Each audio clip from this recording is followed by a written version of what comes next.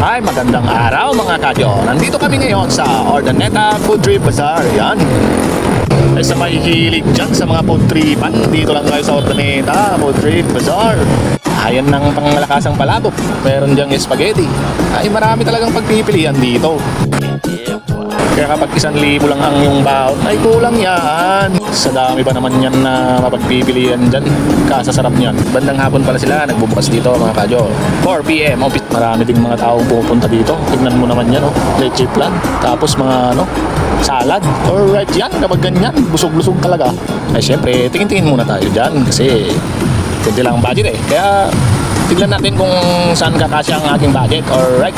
Yan o, spaghetti o. Uy, meron pala silang lechon dito. Mga per kilo.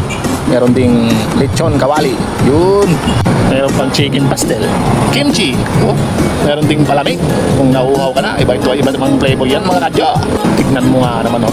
Kompleto sa regalos dito. Kaya ano pang hinihintay nyo? Pasyalan nyo na dito sa Urdaneta. Banda pala dito sa likod ng 168 yan. Site ng Magic Mall, Urdaneta City. Inyo nang tikman ng mga masasarap nilang mga putahe, ng mga merienda. Alright tayo dyan. Pero kung ililibre nyo ako, ay siyempre, sasama ako dyan. Kompleto din ng barbecuean nila dito. Tapos may ukay-ukay din dyan mga damit. Kung gusto nyo tumingin ng mga damit, halina't kayo mag-ukay dyan, oh.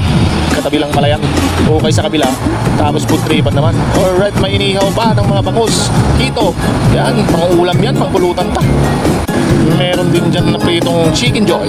Yun, barbecue, kompleto yan. Betamax, isaw. Meron pang inihaw na karne.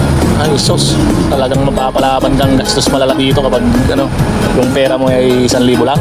Kukulangin talaga yan, parang 100 na lang yan. Kaya maganda-handa ka ng mga siguro 10,000 gano'n. Why are you crying? Kung marami kayo. Pero kung solo mo lang, ay pwede na yung 3,000, 5,000 kasi kung gusto mong tikman lahat, pre mabubusog ka naman dyan eh.